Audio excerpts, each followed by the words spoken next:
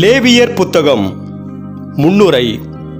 பழங்கால இஸ்ரவேலர் தம் கடவுளின் தூய தன்மையும் அவரை வழிபடுவதற்கான முறைகளும் அவற்றை நிறைவேற்றும் குருக்களுக்கான நெறிகளும் அவ்வினத்தார் கடைபிடிக்க வேண்டிய ஒழுங்குகளும் இந்நூலில் இடம்பெறுகின்றன. உன்மீது நீ அன்பு கூறுவது போல் உனக்கு அடுத்திருப்பவர் மீதும் அன்பு கூர்வாயாக என்னும் ஆண்டவர் இயேசுவின் இரண்டாம் பெரிய கட்டளை இந்நூலில் 19ஆம் அதிகாரம் 18இல் இடம்பெறுவது குறிப்பிடத்தக்கது. லேவியர் புத்தகம் அதிகாரம் 1. எரிபலிகள். ஆண்டவர் மோசேயை அழைத்து சந்திப்பு கூடாரத்திலிருந்து அவரோடு பேசினார். இஸ்ரவேல் மக்களோடு நீ பேசி அவர்களுக்கு சொல்ல வேண்டியது, உங்களில் ஒருவர் ஆண்டவருக்கு நேர்ச்சை செலுத்த வந்தால் மாட்டு மந்தையிலிருந்தோ ஆட்டு மந்தையிலிருந்தோ கால்நடையை ஒப்பு கொடுப்பார். அவரது நேர்ச்சை எரிபலி எனில் மாட்டு மந்தையிலிருந்து எடுக்கப்பட்ட பழுதற்ற ஒரு காளையை அவர் படைக்க வேண்டும். ஆண்டவர் திருமுன் ஏற்புடையதாகுமாறு அதை சந்திப்பு கூடார நுழைவாயிலில் அவர் படைக்கட்டும். அவர் எரிபலியின் தலைமேல் தம் கையை வைப்பார்.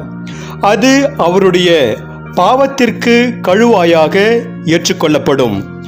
அந்த இளம் காளையை அவர் ஆண்டவர் திருமுன் அடிப்பார். ஆரோனின் புதல்வராகிய குருக்கள் அதன் இரத்தத்தை கொண்டு வந்து சந்திப்பு கூடார நுழைவாயிலில் இருக்கும் பலிபீடத்தின் மேல் சுற்றிலும் தெளிப்பர்.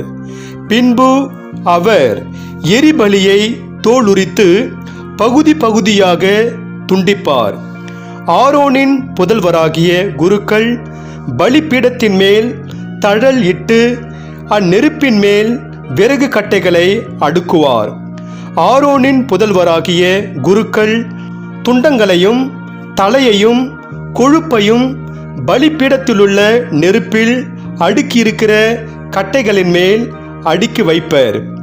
அதன் குடலையும் கால்களையும் தண்ணீரில் கழுவி அவை எல்லாவற்றையும் குருக்கள் பலிபீடத்தின் மேல் எரித்து விடுவர். நெருப்பாலான இது ஆண்டவர் விரும்பும் நறுமணமிக்க நெருப்பு பலி ஆகும். எரிபலிக்கான அவரது நேர்ச்சை ஆட்டு மந்தையில் உள்ள செம்மறி அல்லது வெள்ளாடாக இருந்தால் அவர் பழுதற்ற ஓர் ஆட்டுக்கிடாயை கொண்டு வர வேண்டும். ஆண்டவர் திருமுன் பலிபீடத்தின் வடபுறத்தில் அதை அவர் கொல்ல வேண்டும். ஆரோனின் புதல்வராகிய குருக்கள் அதன் இரத்தத்தை பலிபீடத்தின் மேல் சுற்றிலும் தெளிப்பர். அவர் அதை பகுதிகளாக துண்டித்து துண்டங்களோடு தலையையும் கொழுப்பையும் சேர்த்து வைப்பார். பின்பு குரு அவற்றை பலிபீடத்திலுள்ள நெருப்பின் மேல் இருக்கிற கட்டைகளின் மேல் அடுக்கி வைப்பார். அதன் குடலும் பின்னந்தொடைகளும் தண்ணீரால் கழுவப்படும். அவை அனைத்தையும் பலிபீடத்தின் மேல் குரு எரியூட்டுவார்.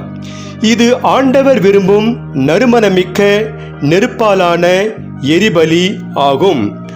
அவர் ஆண்டவருக்கு செலுத்தும் நேர்ச்சை பறவை எரிபலி எனில் காட்டுப்புறாக்களையாவது மாடப்புறாக்களையாவது நேர்ச்சையாக செலுத்த வேண்டும்.